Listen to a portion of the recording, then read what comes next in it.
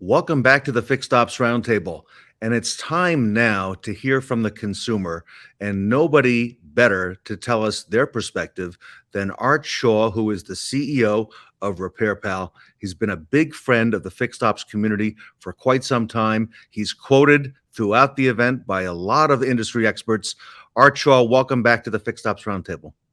Thanks, Ted. I'm super delighted to be here today.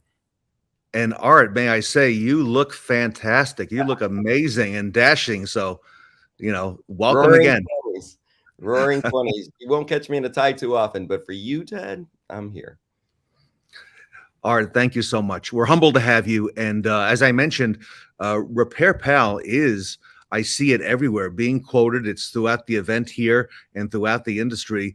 And there's nobody really better to tell us about car ownership trends from the consumer's point of view, not our point of view as dealer operators, but really come to you for that perspective. So, Art, kind of kick us off today with what you're seeing happening there. Yeah, thanks, Ted. It's super important because people who are here are running very important businesses, and they're very complicated businesses. There's people, there's parts, there's real time, there's customers, there's profits and costs. And so sometimes it's hard to take yourself out of that day to day. I know it is for me sometimes running RepairPal to understand what's going on with the consumer. So I thought I'd share a couple of thoughts. I'm going through the process right now of buying a car, and it's a really wonderful process. A little costly these days, of course, but it's great. What happens to consumers once they buy a car?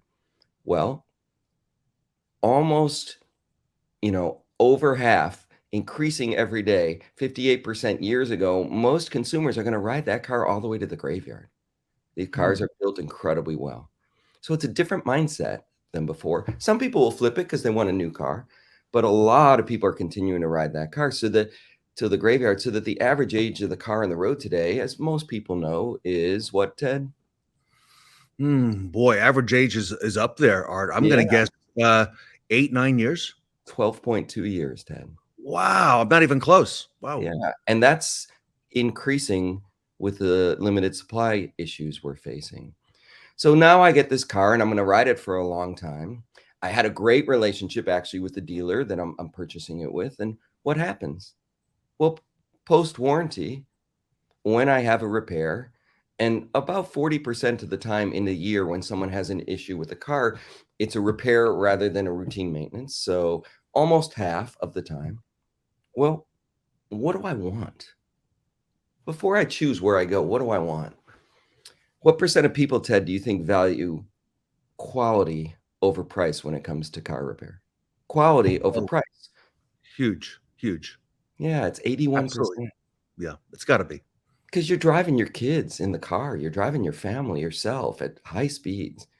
So people want quality. Well, doesn't that seem to fit really, really well with dealers? Mm-hmm. Okay. Where do people go to try to figure out where to get their car fixed? They've already bought the car at a dealer.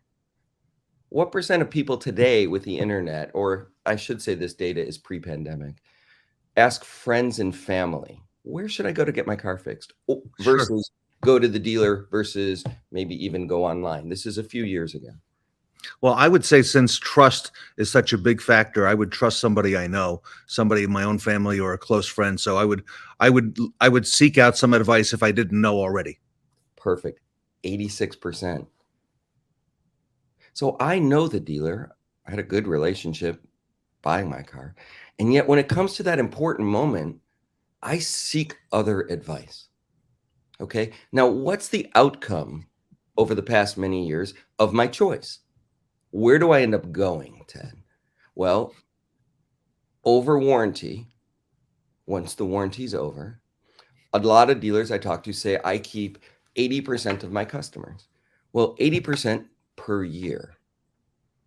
So by year 10, if I started at 100% at the end of warranty year 3, fixing all repairs, not maintenance, we can talk about that. But if I keep 100% at the end of year 3, and then I keep 80% per year from there on in, what percent of customers do I have at the end of 10 years, still before the average age of a car? I'm thinking it runs out, Art. Yeah, it's 20%, Ted. If you do the math by the average age, year 12, we're talking 13%. Wow, 13. That's the reality.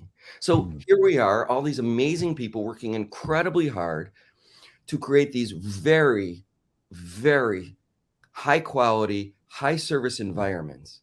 And yet they're left with, at the average age of the car, 1 in 10, 1 in 9 of the people who are getting their cars fixed there.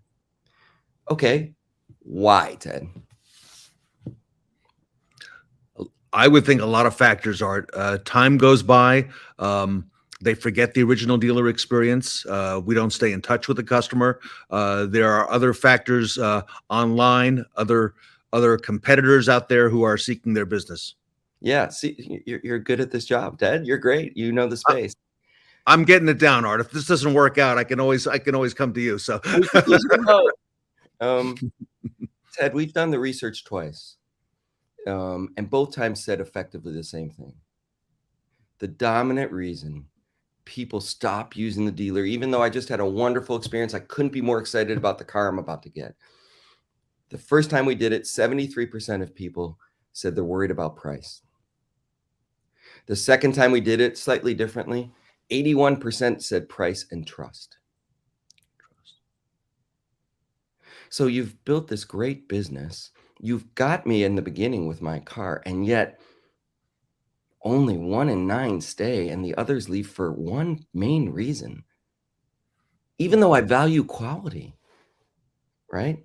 So let's look at let's do a parallel before we get into how we change this for car repair. Let's look at a parallel in car buying, because dealerships have gone through that. What percent of consumers go online in researching car buying today? 101%. Yeah, 95%. Yeah. What are the two things they look for? Price I would. and reliability. Okay. Yeah. Price is the number one. Top reason, 71%. How many people actually use third-party sites? And do they use third-party sites more or less than the dealer and more or less than the OEM in car buying? We're not getting to car repair yet. In car buying, I would imagine it's pretty high. Yeah. 3 out of 4 people use third-party sites in car buying. They're looking for independent information about reliability and price because they're worried, right? And more than use the dealer themselves and more than use the OEM. Not to say that they don't use multiple channels, they do. So here's another one. If 95% go online, pre-pandemic, this is new data that come out a year or two ago. Pre-pandemic, what percent of people completed the transactions for a car online? 2.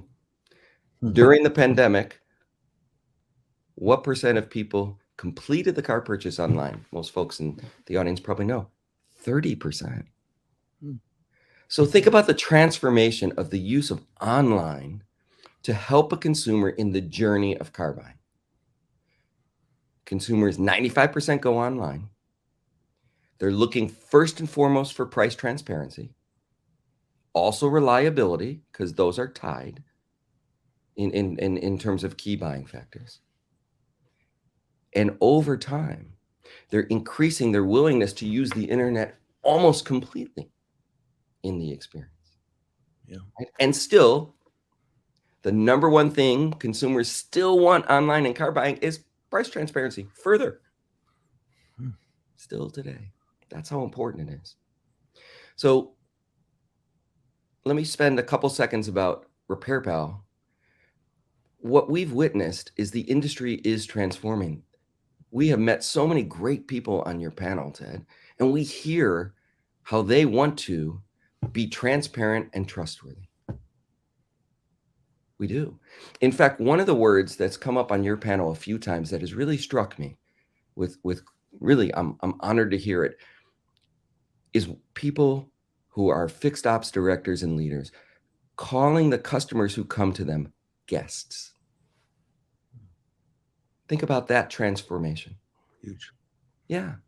So what we're doing at RepairPal is helping what is already absolutely fundamental to the leaders in this space, transforming the industry where 8 out of 9 people leave because they don't trust, and they don't trust around pricing, to treating car owners as guests.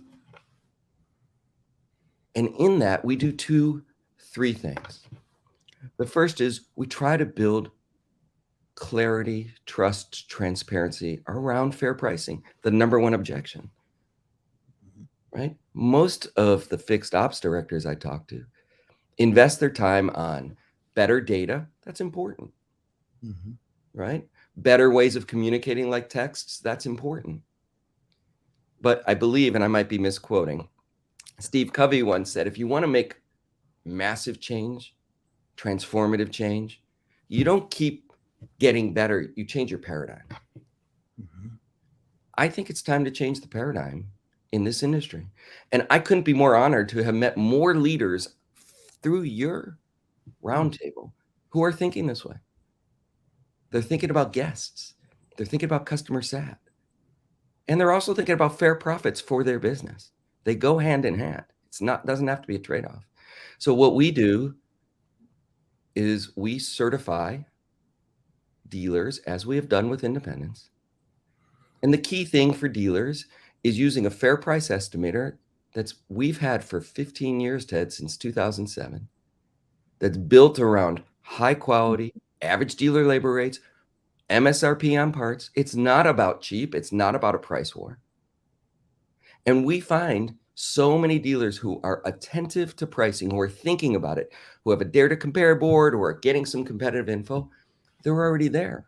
If you're fixing a Nissan in an urban area, it's pretty hard to charge way beyond what is the market rate. So people are already trying to do it, but guess what? Consumers don't believe that. They don't trust. So we certify dealers to help change that transformation, just like all the things we talked about. Number one reason is price. Number one reason is price and trust. Dealers need help. Consumers are used to using third-party validation in car buying. They need help to hear it because so many dealers are actually building great businesses, but they need to change the consumer perception, not just find out better ways to think about reaching them. So that's kind of the main thing that RepairPal is doing. I can also talk to you if you'd like a little bit about bringing new customers and recall some of the other things we're pretty excited about. But what I wanted to share today with you more than anything is if you think about it from a consumer point of view, it's an incredibly delightful experience to buy that car. Not always, sometimes it's rough, but you're Mhm. so excited. And then it's a vulnerable, worrisome experience to get it fixed, filled with worries and distrust. I mean, Forbes did, a study on the least trustworthy professions. I won't mention the bottom two, right? So that's what a consumer is going through. We're here as a third party to help dealers who are already thinking about guests in this transition for price transparency and trust. Art, we've had a number of RepairPal certified dealers here on the Fixed Ops Roundtable, and we will again here at this event.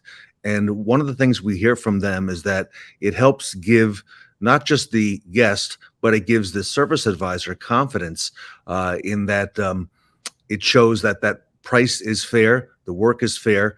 Talk to me about some of the feelings consumers have about doing business with dealers in particular. What are you seeing out there in the market, Art? Yeah, thank you. One fixed op director we met through your panel, Stephen Hill. Steve Hill, yeah. Yeah, after he became RepairPal certified, said what surprised him most was his people. Hmm. The confidence they had knowing that they're representing a fair institution, a trustworthy institution that's trying to treat people fair, and particularly the new service advisors, the new BDC personnel. They came in with a level of clarity and comfort as opposed to have been beaten down by price because they already know they're fair priced. So yeah, it's really, and people are the most important asset that we have to present to our guests. And so, yeah, watching the people feel great because they actually will say, Hey, Ted, I know you had an estimate today for $1,200 worth of work that you might not have known you had coming, but we're RepairPal certified. So please know, A, you needed the work, and B, we're treating you fairly, and that's a fair price. And Stephen found that the win-backs went up 25% as a result. So having your own people inspired and feeling great about where they work, we think in the long run that will help with turnover and all sorts of things, but we're not there yet. We don't have enough history to show that. What we do know is that day by day, service advisors, BDC personnel, fixed ops directors, I love visiting RepairPal certified dealers and seeing right on their desk high quality, fair prices, because that's what they represent in this transformation of our industry to move up on trust and to keep more business that we deserve to keep. Steve Hill at I-10 Toyota is a great example of a wonderful culture that he has been a big part of instilling at that dealership. And you mentioned trust and RepairPal, and it all goes hand in hand. Two areas I want to ask you about, Art. Number one, how does RepairPal help dealers deliver new customers? And number two, talk to us about recalls. Thanks. So RepairPal has been around, as I mentioned, for about 15 years. Okay. We have the largest marketplace site, third-party site for understanding car repair. Our typical customer who comes to our site spends about $600 to $1,000 at a dealership. Why? That's a big number, because an average dealership, it might be $250 or $320, depending on, could be a little more. Well, if you take out the simple maintenance, like the oil changes at $150 and below, or wiper blades or anything else, and you recalculate the average, yeah, that's $600. People come to our site for mid to major mechanical repairs. We have 4 million uniques every month. Wow, 4 million every month. For car repair. We're not the biggest site in the car world, but for car repair, for understanding where to go. And we present consumers with two things: quality and price transparency. Both quality transparency, particularly for the independents, and price transparency, particularly for the dealers. And then consumers, building trust, end up going to our RepairPal certified dealers. And they spend an average of $600 to $1,000 on a repair. And so by having the number one site where people are looking for this, remember we said 85% went offline, yet 95% of car buyers go online? This is only coming further and further as we go. People are going online more and more. They're going to use third-party sources. We have 15 years of credibility in service. And so we're delighted for fair price dealers to let a customer know that's a safe place to go. Love it. And about recalls, because I see a lot of recalls in the news. How does that play into this, and how does that factor in? Yeah, so we launched a recall checker not that long ago. Oh. Guess what percent of people coming to the recall checker actually had a recall? 30. So we have 4 million uniques. It's not across the whole site, but in that area, and we're expanding it across the site as we go, 30% did. Of those 30%, we, from an initial launch, are directing 11% to dealers. So they're trusting us in the process. And guess what else, Ted? What do you think the average age of a car on the road, of a car not on the road, a car with a recall through our site is? What's the average age of those recalls? Boy, there's newer vehicles with recalls. I know that for a fact. I don't know, Art. 12 years. Wow. So think about it. Right when a dealer is just on the downward side of keeping a customer, right? 100% at year 3, 80% year 4, 80, down to 20% at year 10, 11%, 13% at year 12. We're bringing those recalls to dealers. Now, here's how it all comes together. If 30% of the people going through the recall checker have a recall, why is that? Why are there so many cars in the road with recalls? Clearly, there's new recalls all the time. But more importantly, what's the number one reason consumers don't get a recall fixed? Don't check in a recall, don't get it fixed. The number one reason, it's the same reason dealers lose business over time, is they're worried the dealer will try to sell them more during the visit. It's a trust issue yet again. For recalls, recalls free. And guess what? We find that most customers do have more work to be done. Of course they do. Of course we do. Yeah. They want to go to a place that's going to treat them right, that's fair priced, so that when they have to get that work done, not only do they get the recall done for free, and they also are told other work to done, they know they're in a trusted place. It's part of the transformation.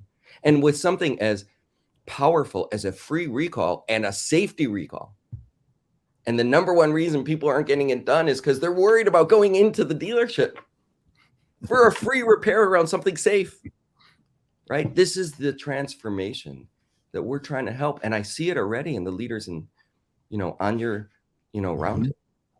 I see that people are ready for this transformation to change the nature of our industry with high quality service, with great businesses, with profits. And Art, I think the people who are watching today, they are the better dealers, the better dealership managers. Those are the ones who are good and want to get great, and those who are great who want to get even better. So I do think we have that small percent who want to take the lead, and we see that now with what RepairPal is doing, Art. So here's an idea for you, Ted. Okay. How about thinking, and I'm not recommending, but thinking about, instead of the Teddings Fixed Ops Roundtable, the Teddings Fixed Ops Revolution. Ooh, boy, that's catchy, Art. You're right. The people who are here today are the leaders of the industry. And we believe we're honored to be part of this transformation for these incredibly high quality businesses, now bridging the trust gap with consumers to provide them the information they need because they're running fair businesses, and helping them in that regard. Anyway, it's just a silly idea, but Art, I want to remind our audience two things today as you listen to Art Shaw, everybody. Art is the CEO of RepairPal, talking to us about some of the fundamentals in our industry. RepairPal understands our business. They work with dealers, they work with consumers, they understand the needs of consumers. And the dealers who are RepairPal certified dealers are now at the top of the chart. And I would encourage all of you to reach out to Art. You see at the bottom of the screen here, the ticker, repairpal.com/dealers. I encourage you to go there. There's a form you can fill out to get more information. Have Art and his team get in touch with you so you can become RepairPal certified and continue to build that trust. And Art, I also want to thank you on behalf of the Fixed Ops community, because the keynote that we're all hearing Art delivered today, we're all able to come here and be a part of this event, and it's complimentary for the audience to come in, listen, weigh in, and communicate and network with each other and with Art. And that wouldn't be possible without companies, great companies like RepairPal, who are some of the big standard bearers and supporting the Fixed Ops Roundtable. So Art, I want to thank you genuinely on behalf of the Fixed Ops community for all that you and RepairPal do for Fixed Ops. We're delighted to support what you're doing, Ted, and honored to be part of your community. Everybody, it only gets better. Art Shaw, the CEO of RepairPal, with us today at the Fixed Ops Roundtable. Thank you, Art.